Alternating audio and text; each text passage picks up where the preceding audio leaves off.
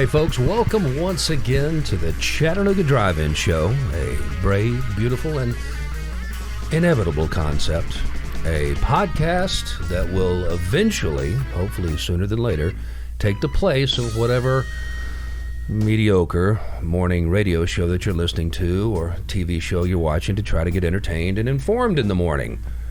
It's going to be a daily, Chatta-centric podcast designed, produced with that single goal of completely dominating morning drive.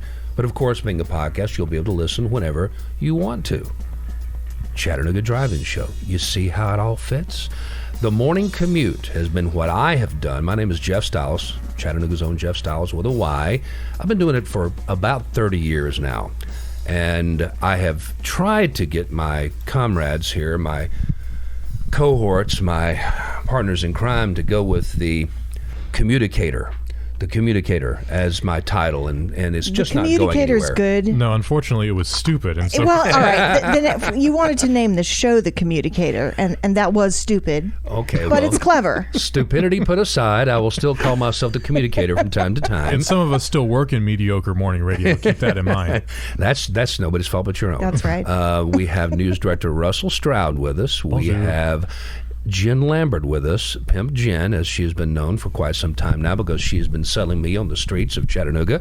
And we're also joined today by Brian Stone. Brian is a non-Apple user using Apple and Macintosh products, and I'm nervous as hell. He is producing this particular podcast this morning. We're very glad to have him here. We're also going to be joined a little bit later on by Taft Sibley, one of our contributors and one of our co-workers here at the podcast as well. We're going to be doing a full-length interview with him at the end of the show today, a little segment called Explore More. And we're going to be joined also by our new sports director, Dave Hooker, Off the Hook Sports with Dave Hooker. And let's go ahead and get started right now. Let's get this whole thing going. I just want to say this. You know, it doesn't matter what the weather's like wherever you are. It doesn't matter what's going on. It's all about attitude. And I just want to just use this little tiny little example of how attitude comes into play. I've got a friend who gets 8-9 hours of sleep every night. He eats 3 hot meals every day.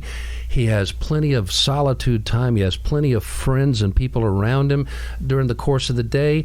He works out twice a day. He has sex at least twice a day. And still he complains about being in prison. And I just want to just throw that out there. Sounds exhausting. It's all about the attitude. Let's get started right now. Russell Stroud has news. That's what he's got. The Chattanooga Fire Department requested mutual aid from Red Bank following an apartment fire on Grove Street. It was first called in just before 9 o'clock Monday morning. There have been reports of residents displaced, and photographs showed residents standing in their front yard watching the firemen do their work. 2 people, including a local restaurateur, were killed in a crash in Cleveland. It happened around 2:30 a.m. on Sunday at North Ocoee Street. A truck was headed northbound when it veered off of the roadway and slammed into a tree, killing both occupants. The victims identified as 49-year-old David Jenkins and 49-year-old Christopher Jacoby. Mr. Jenkins was the owner of Jenkins Deli in Cleveland. The deli's Facebook page confirmed the news a short time after the crash. The Chattanooga Police Department says that 2 people were shot over the weekend in separate incidents. The first happened Friday evening on South Beach Street.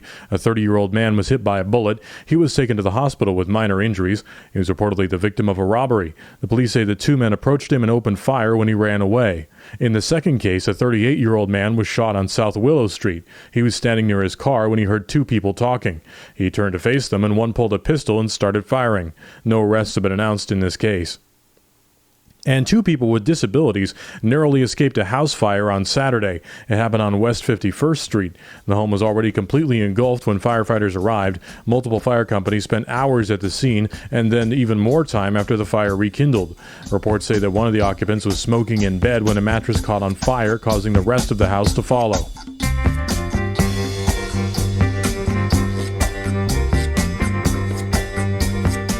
And right off the bat, we're going to do something called Upfront Wrap-Up. We're going to go ahead and give you the biggest news stories of the day. And Upfront Wrap-Up brought to you this morning by Pure Blue Pools. Your pool veterans with over 40 years combined experience in pool repairs, upgrades, and maintenance. Call today to get on the list to close your pool professionally for the wintertime. That number is 645-1804, 423-645-1804. Pure Blue Pools. pools. Thank you so much for listening to the Chattanooga Drive-In Show today. And let's just go ahead, just the headlines. Let's start local. If I'm not mistaken, Russell, I believe that we actually have schools that are using snow days. You are absolutely correct. In the dog days of summer. Yeah, they're using up some of the snow days that they've accumulated. They have them planned out for every year for the very few snow days that we hopefully get. And they're going to be using those to sort of pad themselves in the event of there being more COVID-19 issues going on with some of the schools. They're also going to be using it following this Labor Day very long weekend. They're going to be taking some days at some schools to give themselves some padding so that kids who may have been out, if they're going to be showing symptoms, they can identify that then and have them stay home. They are actually doing that this week at Red Bank. Yes. I think the rest of the week is out. I believe that's correct. The kids are out. Now, we were gone quite a bit last week and in and out, and so it seemed that most of the schools were going into a Labor Day break, and then they were just extending it as best they could, and the snow days were coming in as needed, I guess. I think that sounds about right. They've been very diligent about sending texts to the parents and keeping everybody informed about symptoms and if anyone's been exposed, and they do have so a on live and so calendar. forth. Yeah, they have a live calendar as well on their website. And they text you and they email you, and it's incessant, and it's good. Can anybody here articulate exactly what the mask policy is for the state of Tennessee on this date at this time? I have an idea, yes. Could Governor Lee do it? I would hope so. Wasn't Governor didn't Hope in one hand and you know what in the other, and see which one fills up first. I'm not sure he does, but what is opt out? I mean, everybody needs to stop at the stoplight unless you just don't want to. Well, there is an opt-out form. Stoplight rule. There was an opt-out form available to students. Parents had to approve that, I believe. In my house, we did not do that. My daughter wore a mask every day and continues to, and will do until she graduates. Sure. But I believe there's been someone is suing Governor Lee. Shelby County.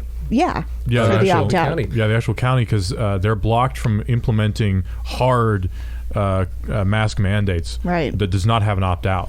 Right, so you can't say blanketly there is a mask mandate. There has to be an opt-out included in it. Of course, like every lawsuit, they had to have their actual plaintiffs, and they got 5 students to sign on.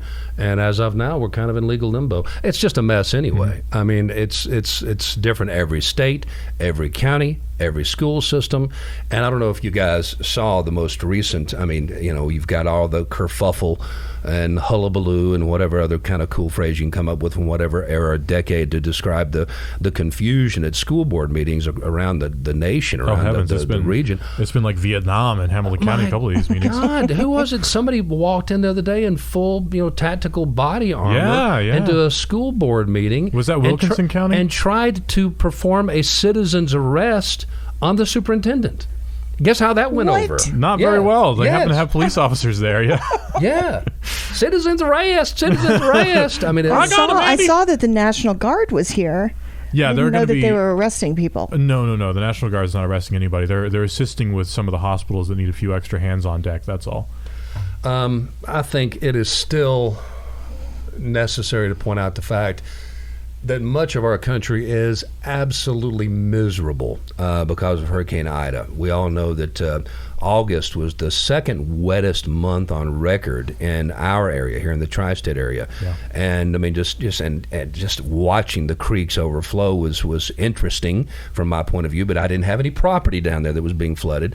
But as you look across, of course, New Orleans, again, slammed. Worse than Katrina. Lake Charles, much worse. Yes. And then Ida continues to go on up to the northeast. What's the death toll now in these areas that never see tornadoes? New You Jersey. saw what happened in Philadelphia, how terrible that was, where their river, the name of which I cannot pronounce for some reason, their river was something Gila, Monongahela, Gagangahela. Yeah, one of them names. They all have Gilas in them. Anyway, it's no laughing matter. It rose to historic levels, like a century flood, I think, and it killed so many people. And so in many New people. York City, they have what we call railroad apartments, which are actually you go down to get into the apartment. They're all flooded. I saw a video, flooded the subway stations where it was like up to your ankles, they rats were doing floating around. Swift water rescues inside the subway tunnel. How crazy is that? I think it was 8,000 people. Pretty insane. I hope that they shut off the power. Imagine that third rail still active. You jump in, you get zapped. You're also correct. There's nothing funny about, of course, the body count and the strange way that some of these people went out. They actually went into their own basements trying to avoid the high winds as their roofs were coming off, and they were being rained on and hailed on, and debris was falling on them, and they got down into their basements and got trapped by rising water. Sometimes the water came up so quickly that it actually swept away, because the basements stairs are never constructed with a whole lot of use in mind, and they would just literally just float up with the water, and suddenly they'd be trapped inside their own basement. Oh my gosh. And they lost a few like that. Yeah, you could that's actually scary. see footage of where people were pounding holes from the inside to try to get out. Yeah. Unbelievable. And being a strong swimmer won't save you there. And of course, the folks in New Orleans, so many without power, and now you've got, we already mentioned the dog days, just unbearable heat, and it's already so sticky and swampy down there. I mean, you think that it's humid here, it's nothing compared to what they got down in L.A. Yeah, like it's autumn, supposedly, right? Like I just got a pumpkin spice latte at Starbucks. It should be at least a little bit cooler than 86 degrees. Everything's got pumpkin spice, and I got my oil changed the other day, and it was pumpkin spice oil. I'm all about it. Pretty sure. I'm a millennial through and through. I'm all about it. The other, of course, continuing story, Afghanistan, and I'm looking for a silver lining. I'm looking for some sort of bright side to this penny, and I'm just not finding it. We can't even figure out how many people we actually left behind. Americans that were left behind, apparently, according to the administration, wanted to be left behind. This was their choice. That's I'll play devil's advocate a little bit here. There are people who are American citizens who were born in Afghanistan, have family in Afghanistan, who want to stay with their family in Afghanistan. They also happen to be American citizens. So I can understand that for sure. But there's no denying, I think, that this has been, according to many on both sides of the aisle, everyone seems to agree, pretty well bungled. Now, here's something, you guys, maybe you can illuminate me just a hair. Of all the Afghans that we left behind, that we were trying to get out, I know that they had actually, apparently, a couple of dozen flights arranged through private charters, and the Taliban is not allowing them to leave now, because and some of them are actually green card holders, and that was news to me. That's why I'm saying I needed the illumination. Was I thought green cards were only applicable when you were in this country, but they were American green card holders, many of them translators and otherwise, and they were still in country and are still in country. I think that they get a special allowance because of their situation as translators for combat personnel. They get a sort of a special allowance for that. The president has promised that anyone who wants to leave Afghanistan, who is welcome in America, is going to get out of Afghanistan. Easier said than done, of course. Granted, he's the commander-in-chief of the armed forces. Hopefully there's a little bit of confidence he can make that happen, but right now it's not looking very optimistic. And we'll go ahead and kind of just wrap up the upfront wrap-up. That's just a handful of things to be thinking about. One other thing I'm just going to toss out to let you guys ponder this. Talk to your own young folks, the young folks in your family and your circle of friends, your workspace, whatever. The class of 2025, recently a poll was taken, and who do they trust? That's a good question. Who do they trust? I mean, just take a shot. Take a shot. Who do you think they trust the most and the least? Well, I as far hope as entities go. I hope the Paul brothers are not on the list. Their parents, they trust. Yeah, Their parents. I would hope. 93% of the class of 2025 still trust their parents. Okay. There's one very nice little, shiny, silver lining there. Where did this poll come from? I can tell you, this is Not NBC, Ipsos, Factos. I'll get the whole thing. Ex post Sounds- facto. You know who they I trust was the going to say least? TikTok is what they trust. Yeah, you know who they trust the least? Actually, no, you're dead on it. The national news media. Yeah, well, I don't blame them, to be And honest. it is just right at 1/3 of the class of 2025 say they trust the national news media. Well, Jeff, when I flex my muscle, you hear more about that, I actually. am looking forward to that. That'll be an upcoming segment in just a second. Russell the Love Muscle, that is his nickname, and so he gets to flex his muscle here in just a little bit. Coming up in just a second, though, everybody's got one, an opinion that is, and other things, and most of them stink, and I'm going to share one with you.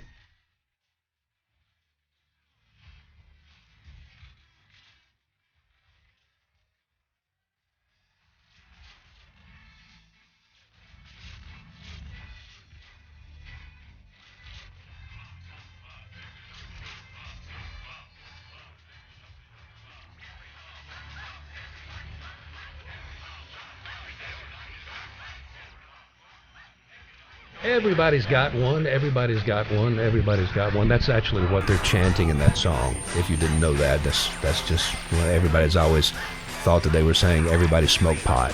That was, of course, every song was translated.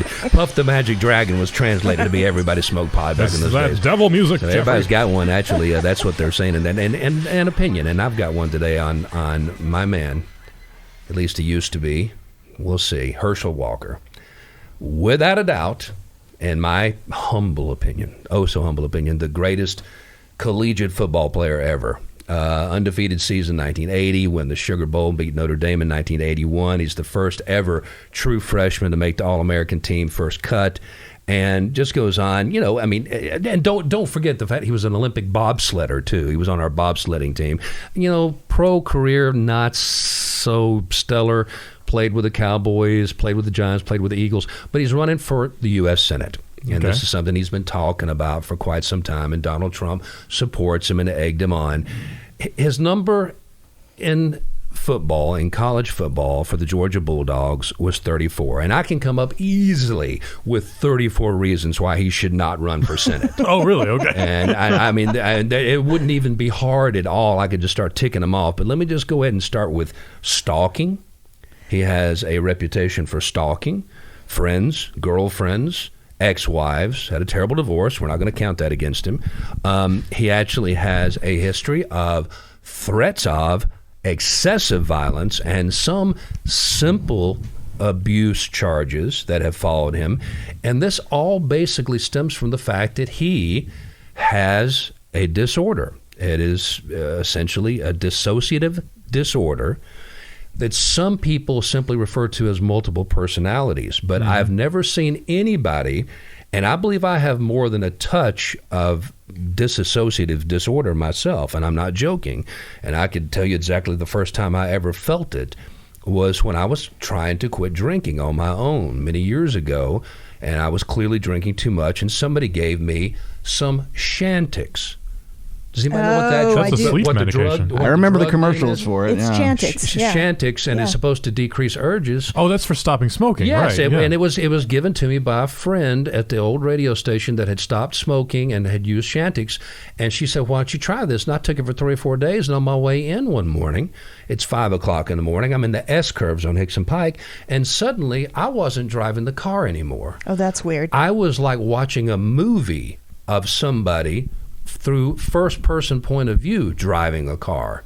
And I was literally making it go a little bit to the left and a little bit to the right and going, yeah, I'm doing this. This is not a dream. I actually pulled over on a side road and opened my car door and felt of the pavement to make sure I was really, really wired into the fact I was awake and driving. It was a most unpleasant and disturbing sensation. And that's what I've always associated with the dissociative disorder. Wait, so you're saying that's You've abnormal? associated Yeah, apparently. it with the dissociative disorder. Yes, Gotcha. exactly. All right. I associated it with that. Okay. And but Herschel has written down some of the thoughts he has had. Have I had epic, violent thoughts toward people I don't like? Of course, everybody does. Who hasn't, But yeah. you don't write it down in detail. I would hope not. And he did. That's evidence, man. I'm talking about he described the pattern of blood splatter he wanted to see on the wall behind this guy's head as he put a bullet in his brain. Holy and he put cow. it in his book. And it's a delicious description of this Jackson Pollock-like spray behind this guy's head. And he wants to join the most powerful club in the world of 100 people, U.S. senators? I think not, Herschel. No, yes, I think not. his brain matter would resemble a raspberry cobbler, and here's why you should vote for You me. think you're joking. I mean, he got into that kind of detail. You'll have to check it out. And I'm just telling you, the man, he also is given to exaggeration when it comes to business dealings.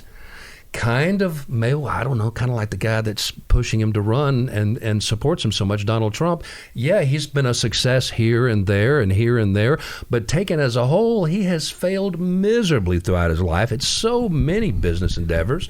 Herschel's business career is not stellar. Jeff, that 1980 national championship flag flies forever. I know it does. There's in the going state to be of a Georgia. lot of people that I was all gonna they say, what care were about stats? is that. He's running, and there are Republicans in Georgia going, where is your campaign calendar? Where are you appearing? What are you doing? What's going on? And they're thinking to themselves, we're going to end up being stuck with this very personable, very likable, very charismatic man who is not going to know how to do the job. And they're worried. Who's going to beat him? Who runs against Herschel Walker in Georgia and beats him? Well, the only chance would be Raphael Warnock to re-win the seat. Yeah. I think he has a pretty good... I hope he does. I hope he has a pretty good chance. I mean, I'm not in his district, so I don't really have a dog in that fight, but I think that Raphael Warnock has the benefit of being an incumbent, and he has definitely the benefit of the youth vote for sure. Herschel Walker has the benefit of, no offense, the boomer vote. No, Right. there's no doubt. He's my age. He's just a year younger than me. So, I mean... and no, I didn't have those thundering thighs like he did back in 1980. My God, he's just a freshman. Did you have a fast 10 yards like he did? No. And we'll be hearing more Sports Course here in just a little bit from Dave Hooker when he joins us. I do want to say go Dogs. The big win that they had against Clemson was absolutely brilliant. And everybody continues to mispronounce the quarterback for Clemson's name. It's ukulele. Even his family mispronounces it. He mispronounces it. It's ukulele. It's DJ Ukulele. Everybody get used to it as they continue to lose. Yeah. I don't want to see Clemson win another game this season. And anyway, that's the editorial. If you feel otherwise, if you feel like Herschel Walker is a fantastic senatorial, candidate for the state of Georgia, and he would be a big plus up in D.C. inside the Beltway right now, bringing all of that savvy from that 1980 championship, 1981 Sugar Bowl win to inside the Beltway, then you go ahead and get in contact with Jen. Yes. How? Send it to me, jen.fredpodcast@gmail.com. Coming up, the duh moment of the day. All right.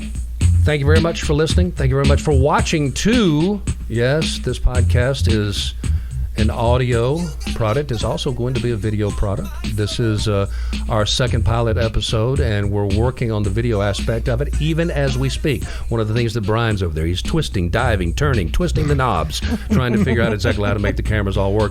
But you will, if you want to watch the sausage being made, I don't know why you would, but if you want to, It's an you will interesting be way to able put to. it. How will people actually be able to see this podcast? If I post this to YouTube, which I probably will, they'll see it there, and eventually we will have a Facebook page, and you can see it there at the Chattanooga Drive-In Show Facebook page. You can see me smoking like Johnny Carson and drinking beer like every other host out there. You can do that right now if you tuned into the right place. Right, Taft, I think we'll also have an Instagram page. Yeah. We're going to have all the pages. And Twitter. What I kind don't of, tweet, how many but maybe pages? you do. All the pages. What would you tweet from our show? Like, hey, Apples and Herschel Googles Walker. and Stitchers and Spotifys and Anchors and Breakers and Cast Boxes and Overcast and Pocket Casts and Forecasts. And we're going to be all over the place. Fish and cast and arm cast and leg cast and body cast. That is totally. a list of all of the places we are, by the way. Totally dominating. The duh moment of the day. The schwa moment of the day. I gotta give. Yeah, the sound effect is duh, duh, duh, duh. Gotta give a sort of a round of applause and a consolation prize to the lady in Alabama that was making up the fake vaccination cards. And she misspelled Moderna.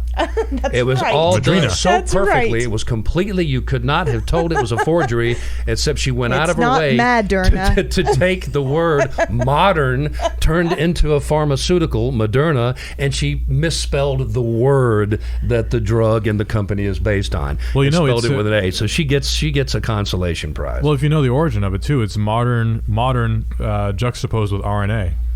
Is that what it is? Yeah. Oh, I did not know that. Aren't you so smart? Modern Yes. RNA, Moderna. Well, Y'all are dumb. They must be mad.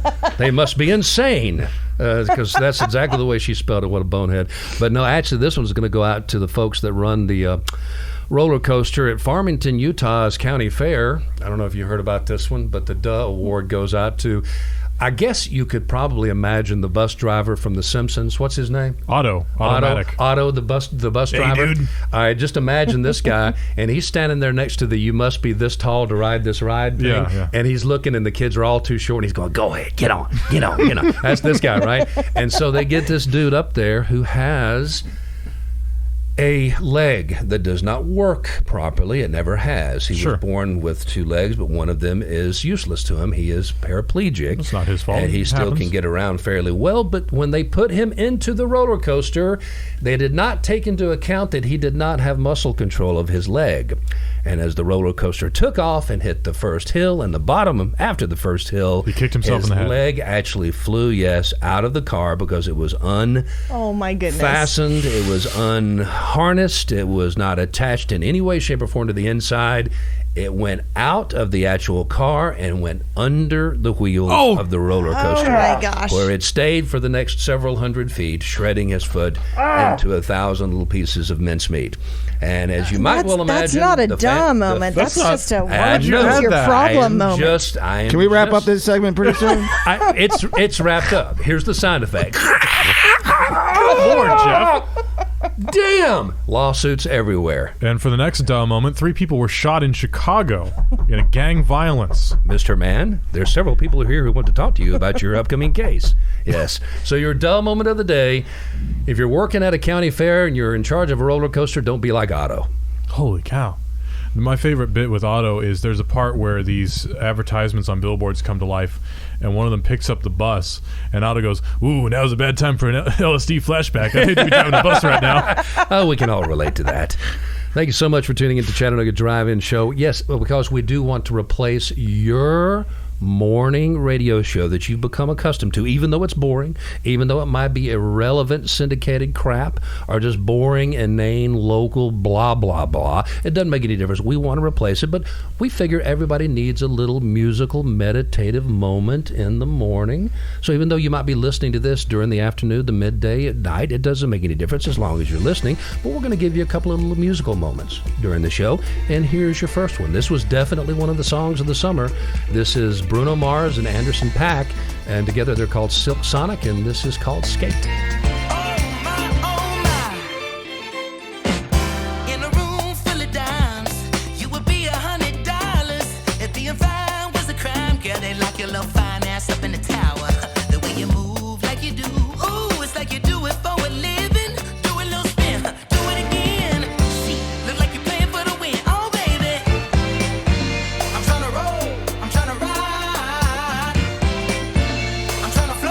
I'm tryna glide.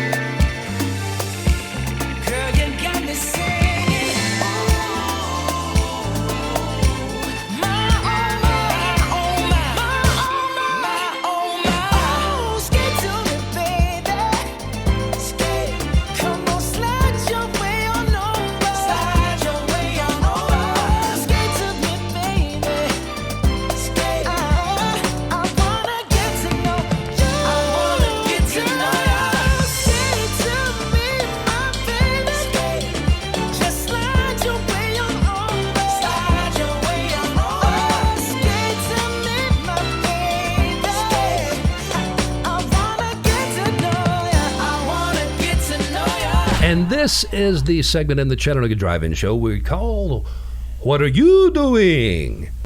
What are you doing? Hey, what are you doing? What are you doing? What are you doing? What are you doing? How you doing? Hey, how you doing? Basically, just a little community calendar here, and I'm going to throw some stuff at you, and hopefully these guys have brought a little something of their own in here. First one, big shout out to Lauren Elena. Has a brand new album out that apparently is doing extremely well. She's from Roswell, yeah. Yeah, it's called Top of the World. Top of the World, Ma. Top of the World. No, the album is called Sitting Pretty. I guess Sitting Pretty on Top of the World is the full name of it, and it dropped September 3rd, so good for her. Good for her, yeah. Yeah, I mean, I'm serious. A local girl has made very, very, very good, and she's actually very talented. You know, the local media kept talking about how she's from Chattanooga. I'm like, man, she's from Roswell. Don't even get started. Roswell, I thought Ringgold claimed her. Did they? I don't know. Well, she's from Georgia anyway. So y'all Tennesseans. she's a Either Ringo or Rossville or one. Ringo, Rossville, Fort Oglethorpe, Dalton, it don't matter. Oswell. She's a peach. I know that. She's a peach. See, what else we got coming up? We got. I mean, this is really the busy time for activities around here. I know the Jackson County Fair is going on. Watch out for those roller coasters. Northwest Georgia Regional Fair is going on as well. And you got coming up the Fried Green Tomato Festival. We've all been waiting for that. Let's just be honest. Who here inside this room, who listening to my voice doesn't have September 11th marked on their calendar for the Fried Green Tomato Festival? No, I have September 11th and 12th marked down. I was thinking 20-year anniversary of 9/11. I mean, fried Each their own. Green Tomato Fest. You want to remember the darkest day in America's history? You go ahead. I'm going to have Maybe some fried they green can tomatoes serve in Iota. There's fried someone green out tomatoes there. at Moon River. There's someone out there who's like, yeah, I remember September 11th. That's when I'm going to the Fried Green Tomato Festival. Yeah. It's the taste of nostalgia for the time when America was still innocent. Oh, my God. Well, you know what? Actually, there's an International Cowpea Festival right after that, whatever a cowpea is. I'm not sure if I've ever had a cowpea. I know I've had chickpeas. Like That's what do you make? What did chickpeas become? Hummus. Yeah, okay, there you go. So I've had chickpeas. I don't know about cowpeas. It all ties back to the Middle East. Got cowpea on a flat rock. That's where the weather was. All right, so anyway, and that's going to be in City Park up in Charleston. What do you guys got? Anything? Moon River is my thing. That's your thing? I'm going next weekend for sure. Are you sure? Absolutely, 100%. Are you You positive? never can be too sure Positive. of anything at this point, everybody. Well, all right, Brian's if they going to take the cancel. deep dive a little bit later on. Brian's going to take the deep dive on this whole festival cancellation. Titans thing, open the up new this rules. weekend at home. Either going to do that in Nashville or Moon River. I don't know. They're both. I don't know which direction I want to go. They're both paid for. They're both easy. I don't know. We'll see. Is Moon River are they changing protocol to any large They scale? are requiring. I've never been. It's so good, Jeff. You really do need to go. I mean, Coolidge Park is the perfect place for it. Yeah, vaccination requirements or a Vaccination negative requirement, COVID test, like many of them have tried. I don't know how successful these festivals and organizations have been trying to do this. It's but easy to get a they're gonna negative try. PCR test now, too. So, I mean, assuming you're negative. Right. It's also easy to get a fake card too. I guess. Well, don't do apparently. that. Don't get your Madrina card. Yeah, Madderna. Also, I want to go ahead and give a big shout out. We're about to do something called Shotgun Shout Outs. And before we do that, I want to give a big shout out to my friend Dave Lang and Atomic Films. They sponsor this particular segment, the What Are You Doing segment here on the podcast. Atomic Films, the proven, dependable source for all tri-state businesses, events, and even individual video and film projects, from commercials to training films to, well, whatever you need videoed or filmed. Talk to Dave Lang at 423-364-3823. That's 364-3823. Or search Atomic Films in the Scenic City or on the net. Well, I'm going to be going on, I don't know if this is, it doesn't really count as a regular weekend occurrence, but Nightfall, I think, is still going on. Yes. Also, I'm going to be taking my girlfriend on a train ride from the Tennessee Valley Railroad Museum. So if you want to count that. Cool. Yeah. Where are you going to? We're torn between either the Etowah? Yeah, the Etowah one or the regular old Missionary Ridge loop. The one that leaves from Etowah that goes up the Hiwassee River, across the bridge right there, Reliance, and then goes all through that forested area up there, just a wilderness, and it corkscrews up to the top of this mountain and stops, and you can actually look down and see the back end of the train, if you're at the front end, below you, as it literally winds its way up, and it stops, and then it just puts it in neutral, and it coasts backwards all That's the so way cool. back to the station. And for It's $40 so a cool. person, you really can't lose with that. So that's what we're looking at doing this weekend. Anybody out there who has something that they would like to promote going on in your neck of the woods, get in touch again with Jen. Send it to me, jen.fredpodcast@gmail.com, or you can text me, 423-635-3556.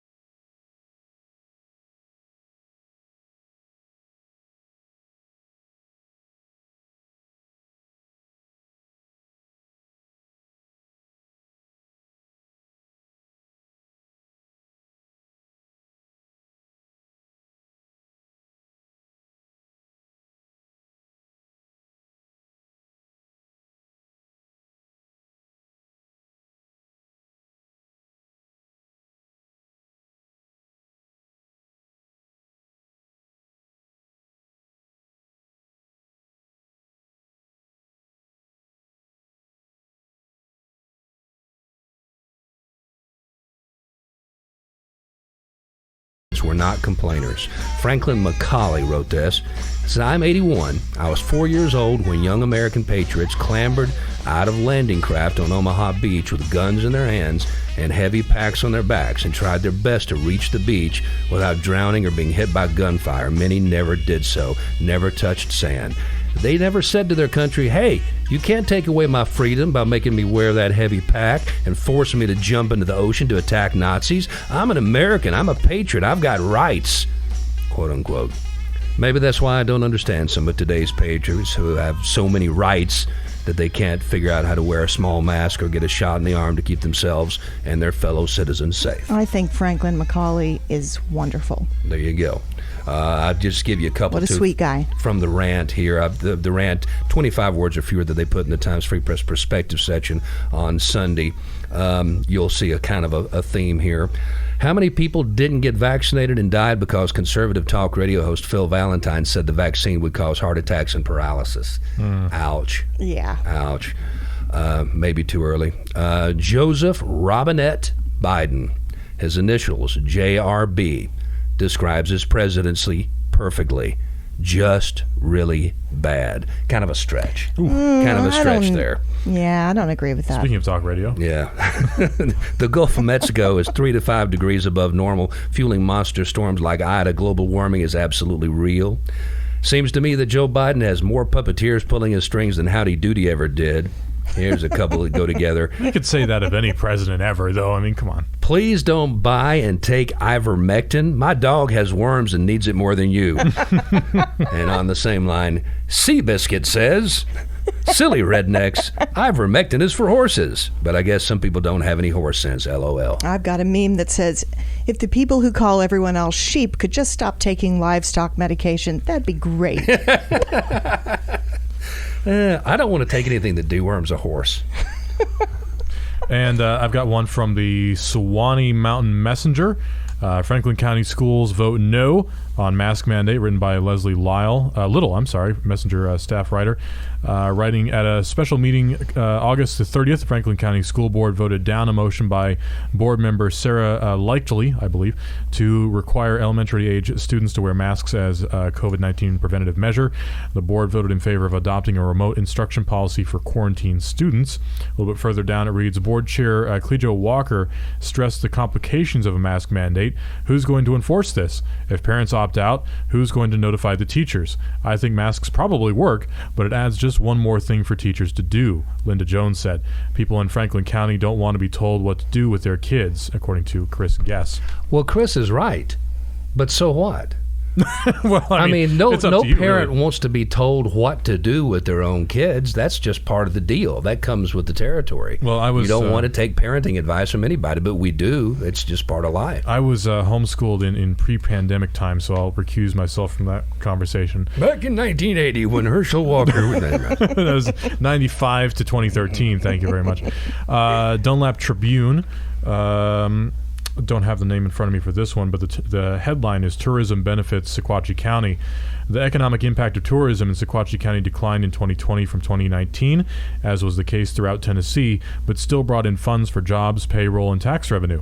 According to the Tennessee Department of Tourist Development, tourism spending in the county totaled $4.27 million in 2020, down 17.7% from $5.19 million a year prior. A breakdown of spending by visitors in 2020 included $2.19 million for transportation, $1.06 million for lodging, $570,000 for food and beverages, $230,000 for retail purchases, and $220,000 for recreation. I'm going to say something I didn't think I would ever say. Ever out loud in front of God and everybody.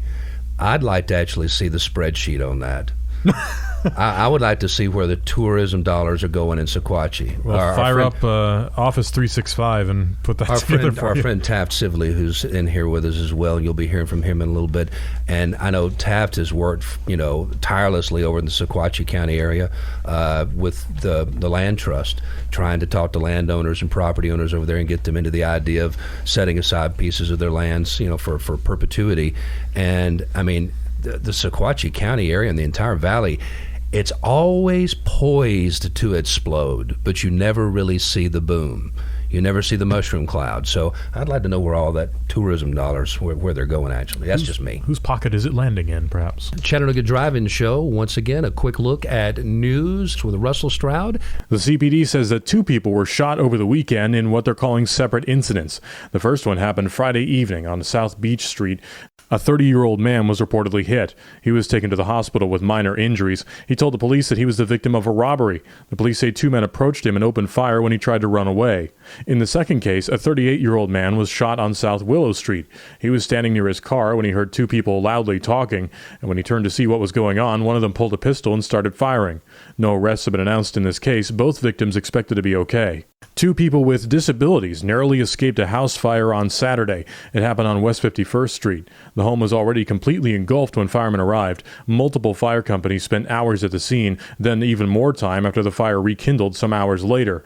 Reports say that one of the occupants was smoking in bed when a mattress sparked, causing the rest of the house to follow. The Cleveland Police Department says that a car crash killed 2 people in Cleveland. Happened around 2:30 a.m. on Sunday at North Ocoee Street. A truck was headed northbound when it veered off of the roadway and slammed into a tree, killing both occupants. The victims were identified as a 49-year-old David Jenkins and a 49-year-old Christopher Jacoby. Mr. Jenkins is the owner of Jenkins Deli over in Cleveland. The deli's Facebook page confirmed the news a short time after the crash. Multiple Chattanoogans were displaced after a fire broke out on Grove Street at an apartment building. It happened just before 9 o'clock on Monday morning. The Chattanooga Fire Department called in Red Bank for mutual aid, the police department handling traffic control. The cause is still under investigation.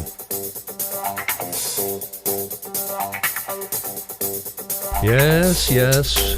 I was the one that nicknamed her Pimp Jen many years ago because she was selling me on the street. I still do. The name stuck. She still does. She still sells me on the street. The price has gone down, as a matter of fact. You really ought to contact her and find out exactly what a piece of Hefe would go for these days. But this is the Pimp's Corner. It is. And I want to say a quick thank you to Common Ground Tree Service. You can call them at 602-0466. They have a 5-star Google review, free consultations with an ISA certified arborist. Yeah, See, I we all celebrate Arbor Day. yeah, it's a Bork Day. It's a word I don't use often. Precision, quality, and communication give you peace of mind. It says piece of minute. Who wrote this? Maybe. It's a nice Specializing piece in of minute. low impact tree removal. They ain't just some tree guy, y'all. 10% discount. This is crap. You can't do that. You can't do it. Give it to me.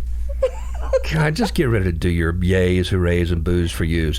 Common Ground Tree Service, 602-0466, 5-star Google reviews, free consultations with an ISA certified arborist. Oh, that's Precision, quality, and communication give you peace of mind, specializing in low-impact tree removal. 10% discount for Chattanooga Drive-In listeners. How hard was that? How hard was that? Come on, Jen. Boo for you. You could have written it better. I'm going to start with a yay. Yay. What? Do it. Yay for Tybee Island, Georgia.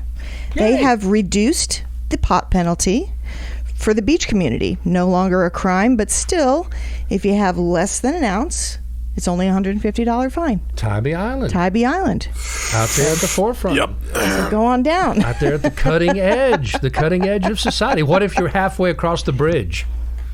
What if you're halfway between the mainland and the island? Hold on, man. Let me run this one. That's on you. That's on you. You. There's a story coming up about doing that very same thing. It's coming up in just a minute. Okay, so this is a very big yay too. Hamilton County Schools test scores have maintained pre-pandemic growth regardless of all the various setbacks throughout the past year and a half. This is according to the Tennessee Value Added Assessment System data. 67 out of 79 schools, that's 85% of the schools in Hamilton County, met or exceeded state growth standards. That's pretty darn good. Oh, good for them. You didn't do that math in your head, I know. Well, that's what it said in the article. Okay. All right. So, yay for teachers, yay for students for keeping up. Yay for Hamilton stoners. County. And I'm reluctant to give Governor Lee a yay because we all know how I feel about him. But I'm going to give him a yay for this. He has declared September College Savings Month and is giving away 3 $529 scholarships. Residents 21 and older may apply for their child 15 or younger through September 30th. The link is tnstars.treasury.tn.gov. Okay, because I want to be positive and uplifting and all that and optimistic and a joy in people's lives, I'll say yay. But how much? $529. That is one textbook. $520. That is exactly what you would get. It is you better would than get 2.5 textbooks for that. This is for high school. I thought this was Well, for all right. college. Or maybe it's a college savings fund. Well, all I know is I need to change my address and have a kid real quick. You so I better can get that start saving in 1926. That pays my whole tuition. All right, here's kind of a meh. I'm going to go in between a yay and a boo. Okay, a meh. ABBA Love ABBA. is reuniting after 40 years. Hiss. Were you an ABBA fan? No. ABBA in Australia was huge. They were all huge all over the world. That didn't mean they were Well, good. for whatever reason, I like ABBA. Australia, they did a concert in 1978, and it blew Australia away. Everybody loved them. I had the posters. They were shifted off of the African continent and became their own continent. Do you know, in all honesty, all right, so you say a meh. I say a meh because I listened to one of the new tracks. They've got a new album being released November 5th, 11 new songs. The album's called Voyage, and it's schlocky. Do you guys know what that means? Yeah, I know exactly of course I know what it means. It sounds like ABBA. That'd be one of the first words I would pick to choose to describe ABBA, as a matter of fact. Cheesy, schlocky, gimmicky. It's campy, yeah. It's campy. Nordic, Swedes, whatever they are. It's they look interesting, but they don't sound very interesting when they talk. Now, they had the 64-track studio, which at the time was like NASA's space launch mission control. I mean, remember the Beatles did, Sgt. Pepper's on 8 tracks. Right. So they had a 64-track studio before anybody did. Everybody all over the world, every musician wanted to record at ABBA's place. Do you know they were offered $1 billion to reform and did not do it? They did not do it. They turned it down. They did. They turned it down. $1 billion cash money up front That is offered correct. to play. So you don't have your money. You got to give them credit. You got to give them credit for being really dumb or really standing next to their principles. I don't know, man. Standing there right next to them. If I had to pick between like $1 billion and integrity, I would take the $1 billion every time. Every time. Integrity is I'd so take $250,000 at this point. Are you kidding me? I'd take $50. See, but Jen, drive home at least. She's still got at least one more boo to get to. And she's worked on her credibility and her integrity by giving the governor a yay. Yeah, so I let's gave let it her a yay. finish. Well, all right. This is kind of a major boo, and it's in headlines, and we're going to need to get deeper into this, I think, in a discussion. But Texas's new abortion law is garbage. I'm sorry. You don't have to be sorry. You didn't do it. I mean, it completely eliminates abortion. I mean, It eliminates abortion. Anything after 6 weeks, you've had kids. All of us, have wives, friends who have had kids. 6 weeks. Most women don't even know they're pregnant. I mean, they might be a little late, and that's all they're going to think about. You know, So they're I'll giving probably women be up okay. to 6 weeks. Yeah, after 6 weeks. Anything after that not is allowable. illegal. No And rape, no even- incest exceptions. And even people who drive somebody to get an abortion is now finable, I believe, by up to $10,000. Yeah, you'd be technically an accomplice, yeah. That actually is what they're leaning on. They're actually leaning on other people taking people to court and having them charged. They're going to depend on the citizens of Texas to report other citizens of Texas if they believe that they have been somehow made a part of a plan for a woman to get an abortion. Well, So it's going to be literally, I mean, don't mess with Texas, the state of abortion narcs. That's I have what a they couple want. things to add to that. My Body, My Choice is being used both for the vaccinations and also for abortion. They're completely different things. If you have an abortion, it affects 2 people. If you decide to not get a vaccine, you're potentially risking, the health and safety of your community. Well, So I don't think they go together. it's a good time for me or somebody to jump in there and say, if you have a disagreeing opinion, if you have an opinion unlike those being stated here by the hosts of the Chattanooga Drive-In Show, you can always get in touch with one of the opinionated people. Yeah, Jen come Lambert on. here, and membership does have privileges. If you actually sign on and subscribe to our podcast in any of the ways, shapes, and forms and platforms it comes to you, you're a member as far as we're concerned. You get your comments into us, and we will make sure they air here. Please do. jen.fredpodcast@gmail.com. And right now, we're going to take one more quick break. Actually, no, I take it back. I was getting ready to play a song, and I was going to roll right over Russell the Love Muscle. I'm used to it. It's fine. I'm sorry. forget it, Russell. guys. You This didn't is even fine. let me I'm such finish a that boot, roll. but whatever. No, go ahead. Finish your boot. No. Move on. It was your body language. Move Told along. me you were done. Move along. Okay.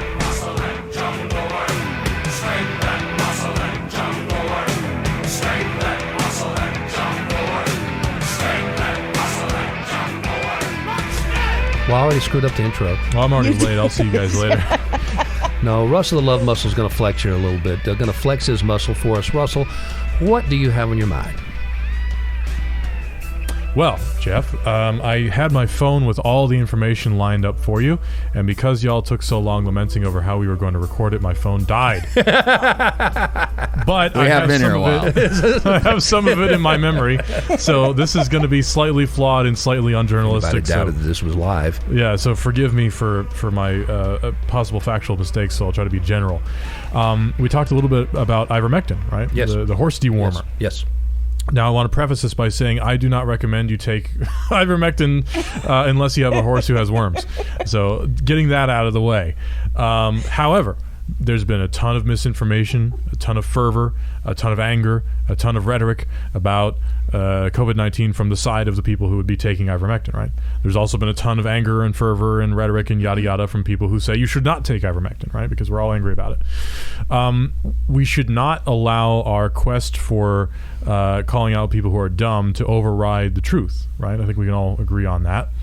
There was a story that came out in Rolling Stone about Oklahoma hospital that was overrun by patients who had OD'd on ivermectin to the point where gunshot victims were having to wait in the waiting room and couldn't get rooms.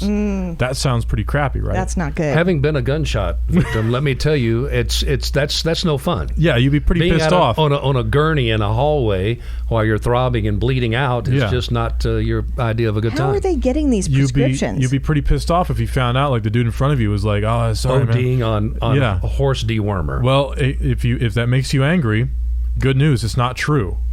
Oh, I feel better already. Yeah. So that came up Go in get shot today. Yeah, go and get shot and you'll be in the hospital room in no time at all. So according to, I believe, poison control numbers, they say there's been about 536-ish total ODs or hospitalizations regarding ivermectin in the entire country. So that's a really low number. That's like a fluke. That could be farmers accidentally mixing up their nitroglycerin in their horse dewormer. So that's not really a big deal. 536 people die on I-75 northbound every day. So it's not really a number you would count as significant. So how did this get spread, right? Well, there was a doctor who formerly worked at this hospital who spoke to Rolling Stone. They took it and ran. without actually checking with the hospital.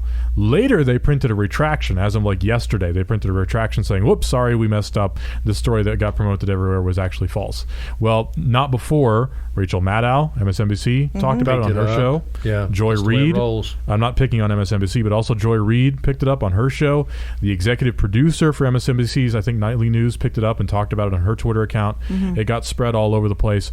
So if you've seen the story about people ODing on ivermectin to the point where people can't go to the hospital in Oklahoma, don't get too angry because it's not true. And that's my flexing my muscle. You know who wasn't lashing out at that story was Joe Rogan, a man that I guess my doing goodness. doing podcasts. I love Joe Rogan, but man, we're all and Brian's been doing Stone on Air, his own podcast forever. We're all supposed to have a framed portrait of Joe Rogan in every one of our studios because he is the god of podcasts. Well, I actually really do like and respect Joe Rogan, but man, he's taking ivermectin as part of his treatment because he got COVID, and he swears by it. Now, I will remember the little story I told you about the guy with the bad attitude about being in prison. I wish you would talk about look me at like that. at the positive sides of it and refuse to only look at only the negative sides. Well, here's a negative side for you.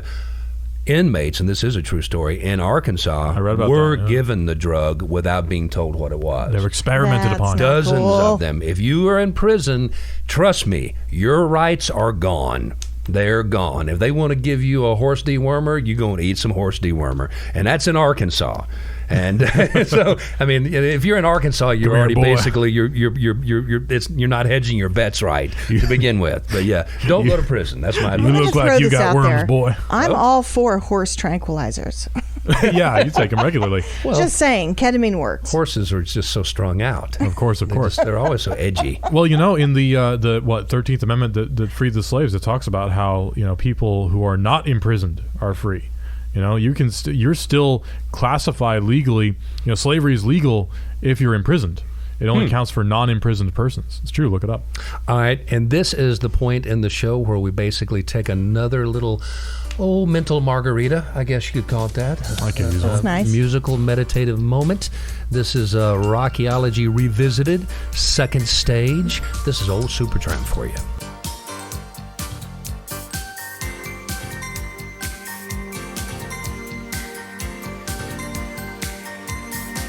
You're telling lies, so don't you criticize. Yeah, I got used, I messed up and abused. You let me down with all your running around. Still you pretend and try to call me friend. Don't say a word, I know just what I heard. Yeah, you've been loose, you just got no excuse. Just feel my rage, but can't you come of age? I felt it all, just like a cannonball.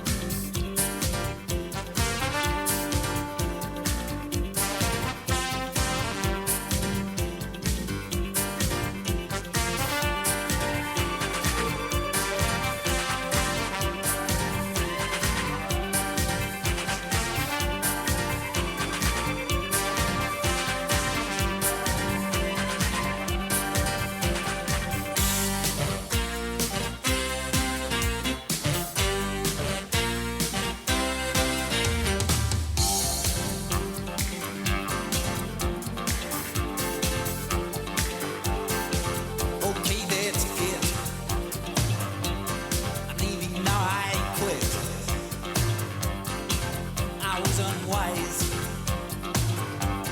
So don't apologize. I paid the price. Taking your advice. I felt it all. Just like a cannonball. Like a cannonball.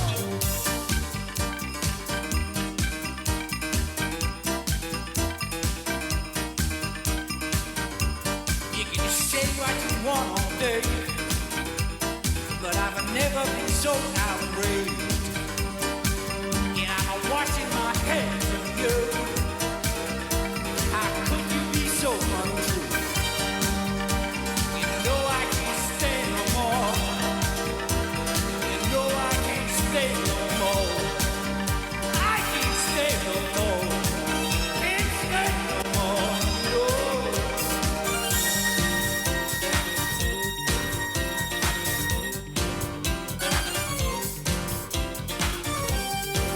All right, and here's the part of the podcast, the part of the show where basically I just tell a story. And it could be a factual, historical story about the city of Chattanooga. I could go back to Dr. James Livingood and his wonderful book, From Tomahawks to TVA. Some wonderful, wonderful comical and very serious tales in there. Or it could just be something from my own personal history. I've had a very interesting history. I know a lot of interesting people. I'll try to tell an interesting story very quickly here. And it's also going to be kind of a little bit of an editorial because I'm going to start off by saying we need the Mounted Patrol back.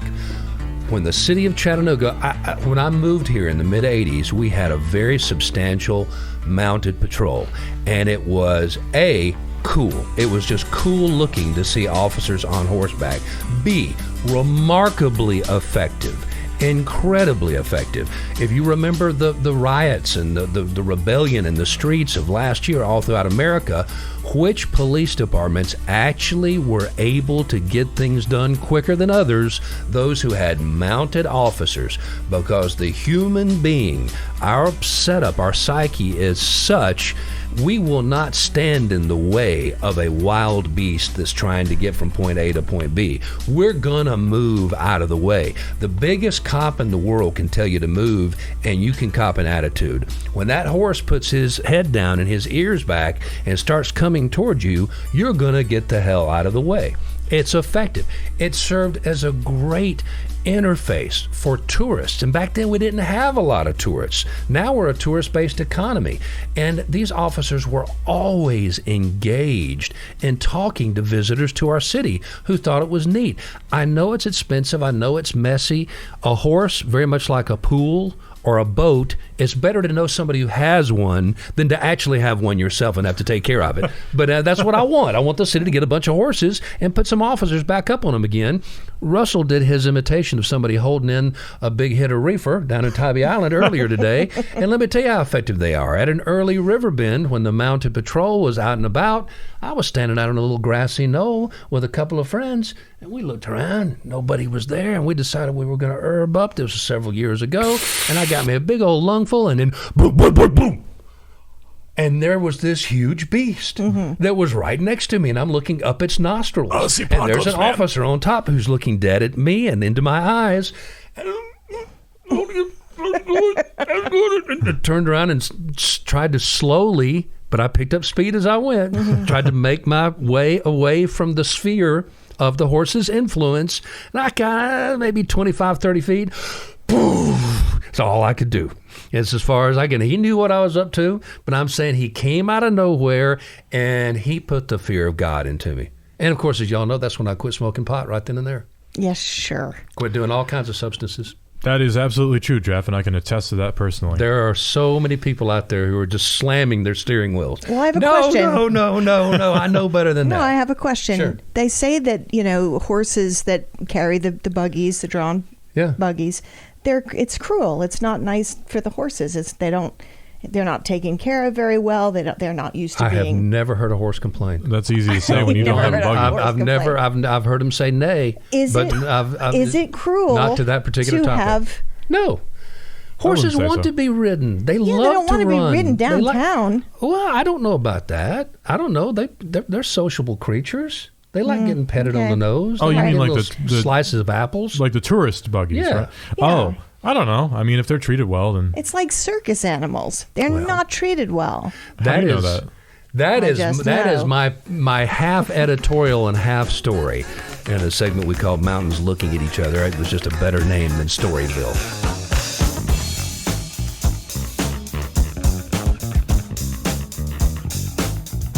All right, you're listening to the Chattanooga Drive-In Show, where we try our best to take about 15 or 20 pounds of entertaining information and informative entertainment and shove it into a 5-pound bag for you. I mean, you know, most radio morning shows last for 4 hours. TV morning shows last for 3 hours. You don't really need to spend that much time. An hour and a few odd minutes is what it generally takes. And this is called Regional Roundup. And what this is us taking a look at, well, the region. And rounding it up?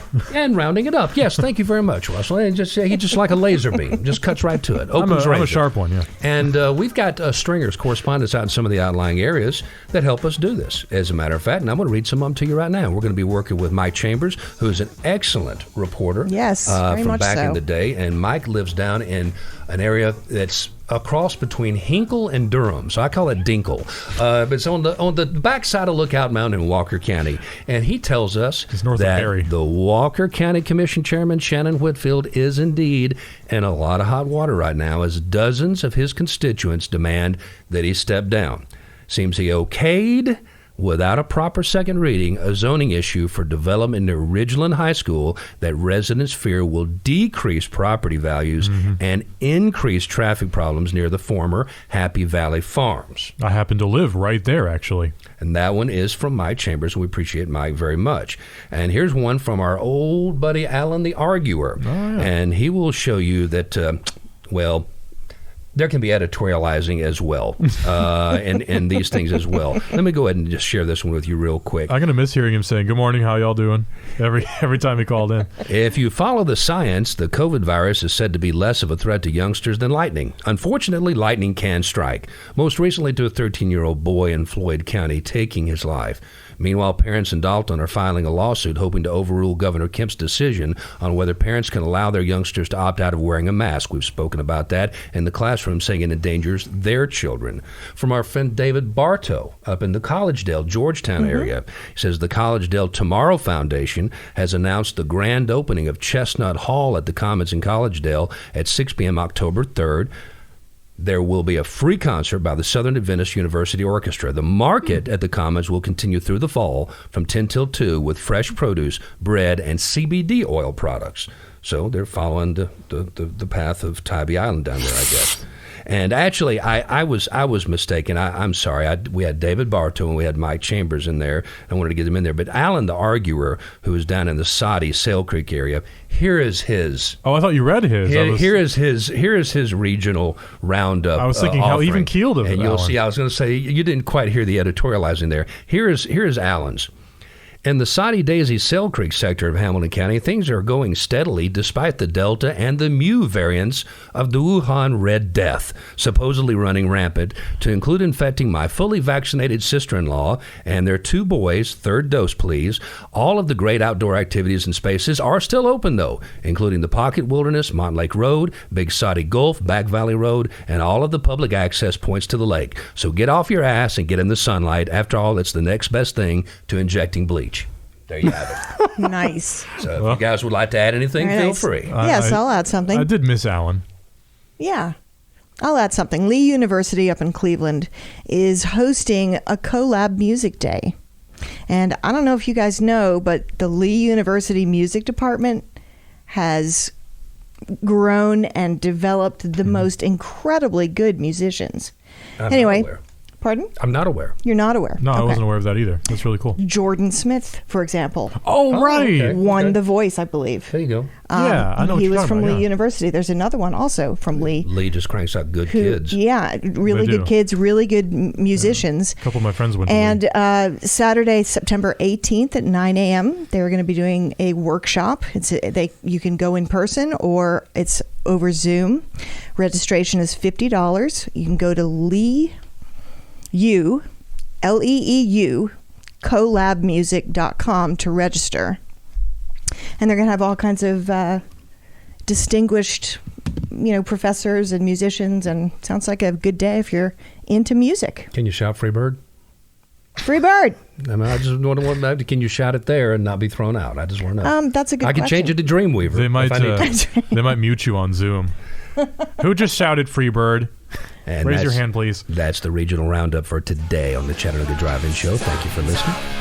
Top of the pops, hey, hey, top of the pops, walk on. And the Smithereens are telling you what this segment is actually called. Top of the Pops, it's the top of the mind awareness, the top story of the day. Now, everybody here can join in and say what is at the top of their mind, the top of their level of awareness. But for me, it is, without a doubt, the upcoming anniversary of 9/11. Well, the date will be 9/11. It will be the 20th year of that horrible attack. And No, that was me as well. I just Me too. have to say, I think that we have made a terrible self-diagnosis as a nation in thinking that we are even the slightest bit past this. 20 years later, we're still dealing with the profound psychological effects of that day. Just like any individual would deal with PTSD, we as a nation are dealing with a massive, untreated pandemic of anxiety and fear and finger pointing. The scar, it's not even a scar after 20 years. It's still an open, bleeding wound. And I don't think we recognize that and accept that. And I don't know that we're going to start to really, truly heal. Look at where we are. Look at the scenario that we're facing in this country right now. And that was one moment. Just a brief shining moment after those horrible, horrible, horrible attacks and that dark, dark day where we all pulled together. And you've always heard this, maybe it'll take aliens coming from outer space to bring us all together as one people. We kind of thought maybe that would happen, and it so did not. No, I was. I'm a unabashed millennial. I was 6 years old when the news came in, and yeah, I mean, it's bizarre to me, just being on the top of my mind as well, that it's a 20-year anniversary, because it's been a thing for all of my life. The post 9/11 world, I've known nothing but it, and it's even more bizarre that we're exiting Afghanistan close to the 20-year anniversary, because it's this war that's been going on for all of my awareness. It's finally coming to a close. It's very, like I say, it's bizarre. It's just, that's the only word I can use. Yeah, it's still very sad. I watched something over the weekend, just a short 60-minute clip of a guy who was one of only 2 survivors when the South Tower collapsed. Oh, wow. And Wrote it down. Yeah, he wrote it down, and when the firemen found him, he was perched way high on top with his legs dangling over the side. I remember that. Kind of like King I of the remember that. Castle, which of course he was not. He was pretty much unscathed. No, that was the thing. Wow. He broke a literally- foot. He had some broken metatarsals Yes. in his foot and a couple of scrapes and scratches. He didn't even look like he had been in a bike wreck. But he has been emotionally completely traumatized naturally. No. And he described the fact that, when the North Tower got hit, nobody knew what had really happened. He was in the South Tower all the way up on a high floor and decided because they were telling people just to stay put. Everything's okay. The South Tower is stable. Well, after 20 minutes, he decided, I think I'm going to run. I think I'm going to go downstairs. Yeah. He got into the stairwell, and not even 3 or 4 minutes after that, the second plane hit, and he was stuck. They were all stuck. That springs to my memory a documentary I watched a little while ago that was completely unconnected to 9/11. It was a documentary filmed just before 9/11 about the Twin Towers, and it was about the air conditioning system, how it runs, the security, the window washers that are running 24/7 or were at the time. It was really interesting, but when they aired it after 9/11. They filmed it just before and aired it after. That's just by happenstance how it happened. And with the people they're interviewing, they have a little blurb at the top left-hand corner of the screen saying which people were still missing Right. that they Oh were my sitting God. down interviewing. It's chilling Yeah. to watch. I bet it is. Well, it's by the time you hear the next Chattanooga Drive-In show, this anniversary will already be passed, and it will be observed the way you guys choose to observe it. But I just think it goes without saying, there is nobody in this nation and on this continent, probably nobody inside this human race of ours, that are short of living in a war-torn combat zone filled with pestilence and strife, that is not one of the single biggest moments in their life, and most momentous and most impactful moments was that weird, hopefully never to be repeated morning. And everybody's told their stories over and over and over again, but let's just say again, for all of those out there still suffering just because of the impact that it had on you, even just from miles away watching it on TV, or lost loved ones. I mean, you're a New Yorker, and you couldn't find anybody in New York that didn't have a connection to the deaths. My mom was stuck in a subway. My brother, of course, slept through the whole thing. He didn't wake up till later that night, had no clue. But yeah, we lost some friends.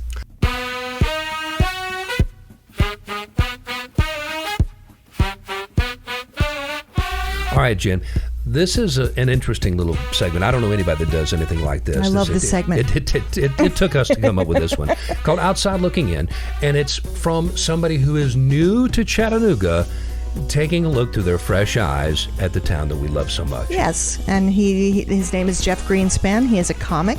He is also an advertising guru, but that's another story. And here he is sharing his observation. So I've been living in Chattanooga for about a year now, and I'm starting to think that, I don't know, maybe I died during COVID and that this is just a simulation, because life is just kind of easy here, and it feels sometimes a little bit like a movie set city. Like, for instance, the names of the buildings. I was driving by this building with the dome on it downtown. You know what that's called? The Dome Building. And then there's the courthouse. Just the name of it, the courthouse. Girls Preparatory School is Girls Preparatory School. In New York City, where I'm from, even an alleyway is named after some cop that was shot 20 years ago or something. I locked my bike to a parking meter on MLK a few months ago, and when I came out to get it, I tried to unlock my bike, and the whole parking meter fell over. It wasn't even secured into the sidewalk. It's like the city is still rendering. And if you look closely downtown, some of the bricks in the sidewalks, they look like Lego pieces. And people will come up to me, and they'll after they've met me, and maybe they'll forget my name, and they'll say, "Hey, what's your name again?" And I'll be like, "Oh, it's Jeff Greenspan." And they say, "Oh, that's right." Yeah, of course it's right. I know it's right. I've been cramming for that question for 51 years. But I think what it really is the simulation getting me to reaffirm my identity. Who are you again? Jeff Greenspan? Yeah, sure. You keep telling yourself that. Keep telling everyone else that too. Sure, you're Jeff Greenspan. So I love it here, but sometimes it feels a little bit like The Truman Show. Well, Brian Stone, of course, joining the team here at the Chattanooga Drive-In Show. We're very, very glad to have him, and he's over there pulling his hair out trying to figure out how to be a producer with cameras and 4 microphones and all kinds of gadgets and gadgets. Luckily, I'm figuring it out as we go here. I'm used to working with duct tape and quite literally, yes, and, paper clips. Paper clips, exactly. A little bit nicer setup here, but yeah, it's fun stuff. Good to be here, and you were sending me stuff on cancel. Well, obviously Bonnaroo canceled, and Jazz Fest. Of course, I was going. Everybody here was going to Bonnaroo. Jazz Fest, and everywhere. And I think the angle you were wanting to take on this was the legalities, the insurance claims, and how these festivals. It's not as simple as just saying we're not going to do this festival now. That's what people don't understand. They don't understand what a huge deal it is to cancel a festival 2 or 3 days out. And I didn't have any information about Bonnaroo more than anybody else did, but I thought there was no chance they would cancel it. They would work around it. They would juggle it. They would move Thursday. They would cancel Thursday. They would move travel days to Thursdays and Fridays. Blah blah blah blah blah. That was what I would tell anybody who would ask me. Now, with the preface of, I don't have more information than you can get elsewhere, other than just I'm paying attention more than you probably. Well, what I didn't realize, and again, I think the reason why you wanted to do this is that it's not as simple as this, we won't do Thursday now, or we'll move Friday around to Saturday morning. It's not as simple you as can't just do that. These people are booked. Now, a lot of people say, you can't do that. Well, no, you can do that. It just doesn't mean it's legally responsible for you to do it. And for Bonnaroo to be able to have their catastrophic insurance to be used, the Storms of God, Acts of God insurance, you couldn't just roll over tickets the next year. You couldn't just kind of makeshift and change things how you're going to do it. You had to pull the plug, boom, right there, and just kick everybody right in the you-know-where all at the same time. Take that pain of that moment of 48 hours out with thousands of people traveled hours of, because they can't take another. This is 2 years in a row taking a bath here, and that, I think that might have been where you were coming from, because I was not aware of that, and I didn't realize that. That's how that a worked. rainy day fund for Chattanooga's festival, Riverbend. We had about $3 million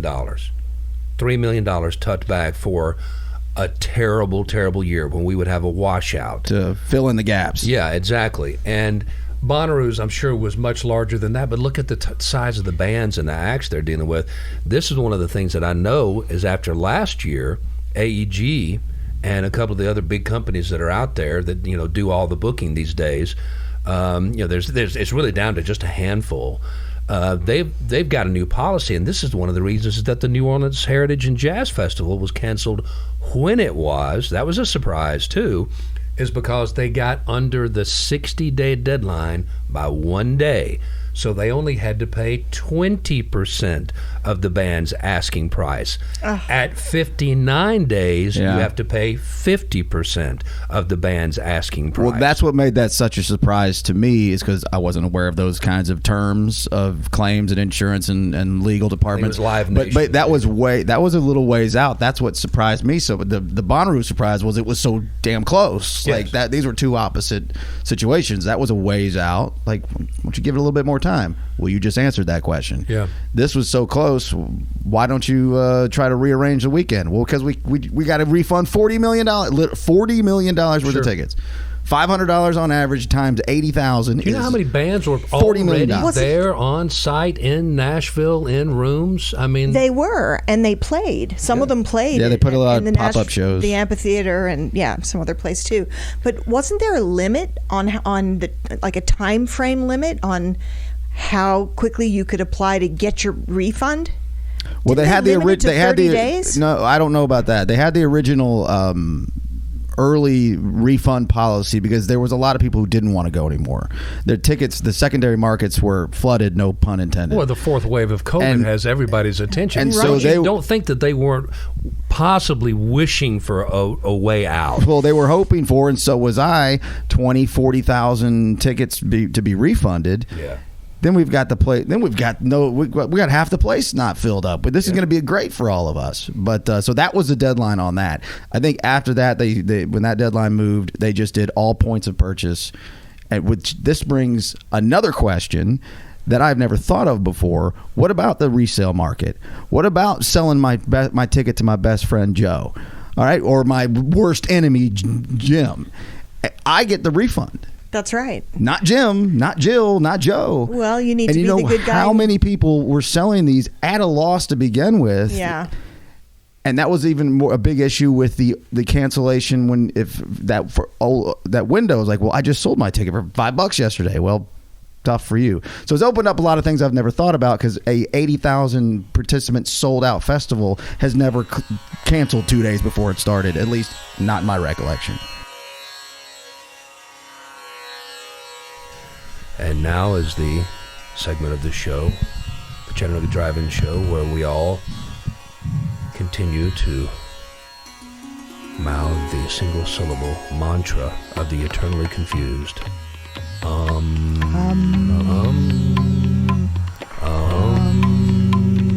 And we try to remember the things that we forgot. I mean, we've got over an hour's worth of content here, and we forgot so much stuff. It's absolutely amazing. I'm sitting here looking at all of my papers around me. Look at this. This is I what we know, work there's with. so much. This is old school stuff we're working with here. And We're old people. Here's Sorry, one. But that's the reason we put the segment in, so we would have that little moment here at the end, so the tip of our tongue could catch something and throw it back into our brain if we needed to. Well, and I just wanted to say this, just this. John Cowan. Remember Dr. John Cowan? Yes. The guy that ran against Marjorie Taylor Greene? Mm-hmm. Did you hear about what happened the other day, the big Republican gathering that they had down in Georgia? Yes. What happened? He showed up not wearing his combat fatigues, not wearing his incredibly inappropriate side holster for his firearm. No, he showed up as a doctor, wearing his doctor smocks no, he's and a surgeon, garb, yeah. and he had a bunch of vaccines, and he literally walked around the place trying to give fellow Republicans vaccinations, saying, I'll do it right here, right now, no waiting. Who wants one?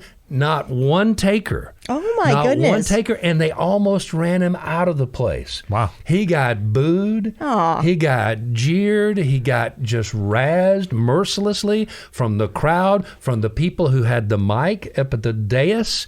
And here's a doctor walking What a around just nice trying thing his for him to best. do. Yeah, and that had to go against the grain of a lot of people in his circle. Right. It was a brave thing to do, and he suffered for it.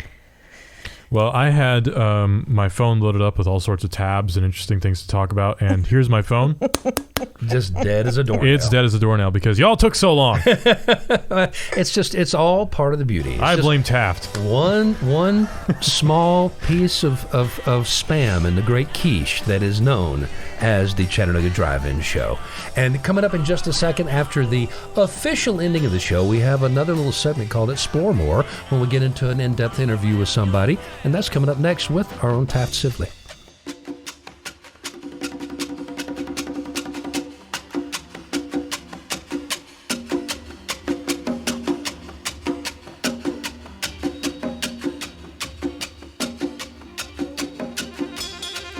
Chattanooga Drive-In Show, the new podcast here, featuring pretty much everything you want in a morning show, be it radio, TV, whatever kind of show you normally get your information from. We certainly appreciate you guys giving us a shot. And I've got my friend Taft Sibley here. Taft is working with us on this project. Pretty exciting, isn't it? I don't know if anybody else is doing it. A city-centric daily podcast. It's pretty exciting, and it's also very necessary for this town. Don't you think? Absolutely. I mean, yeah, if you want my opinion on the state of the media here, I'll be happy to give it to you.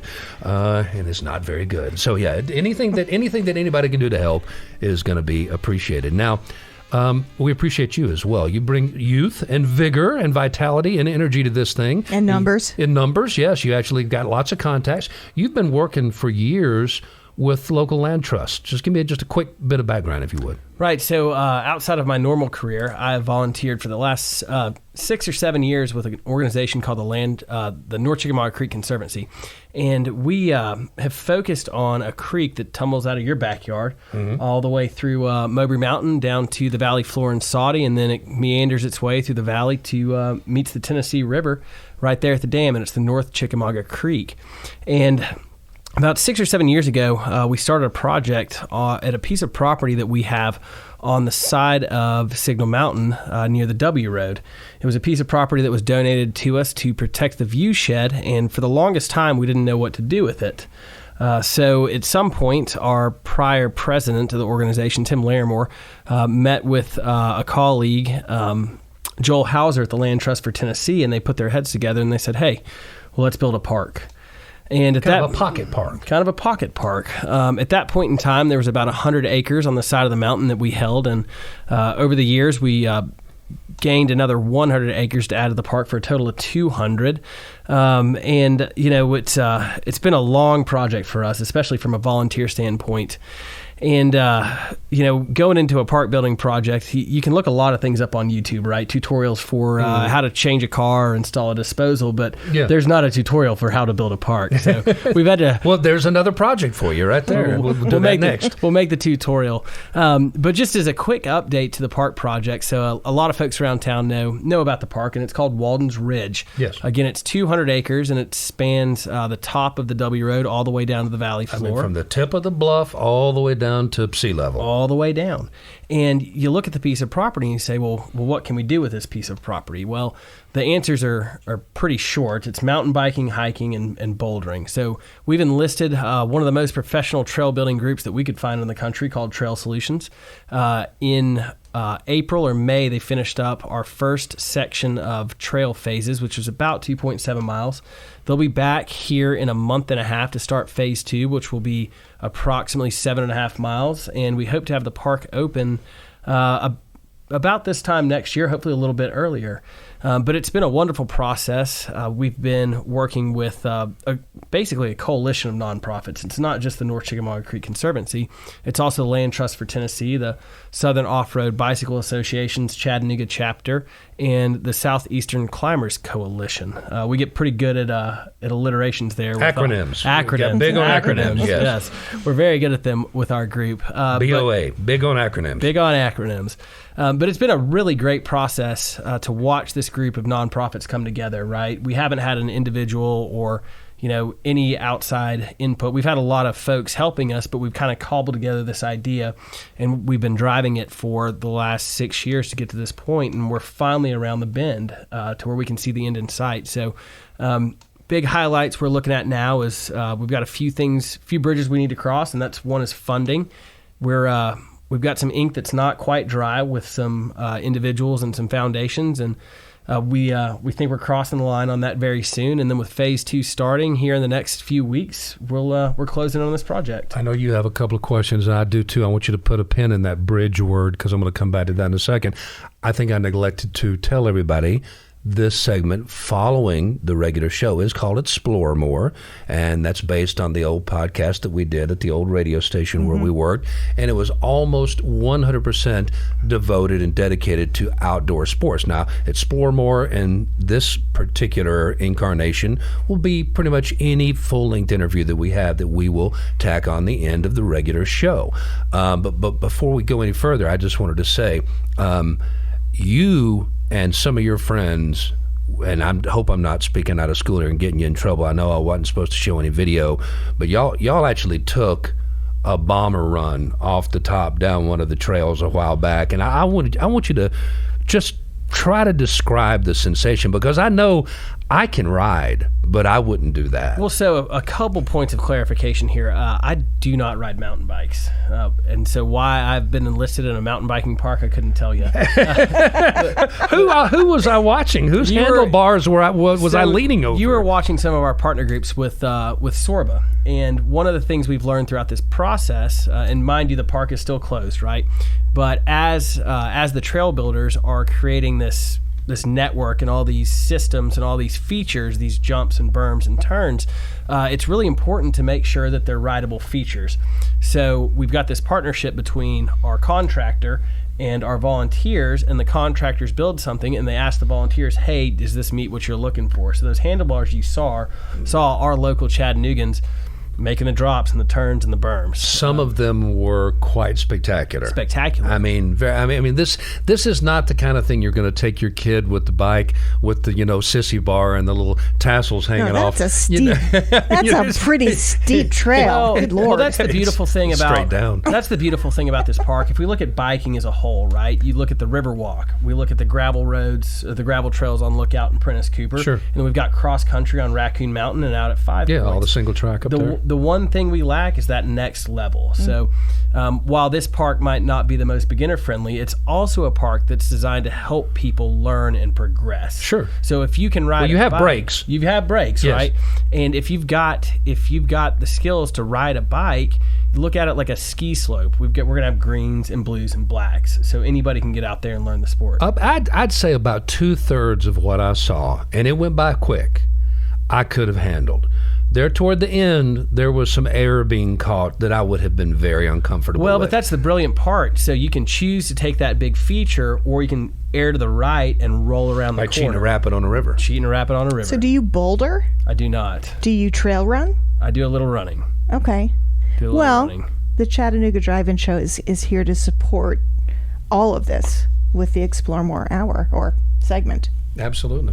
Well, I mean, is there a particular sport that you want to get involved in? Because I can hook you up. Oh, you want to jump off a mountain? I would love to get involved with all the sports, but unfortunately, I don't have the time, the money, or the inclination. Well, you're working too hard, man.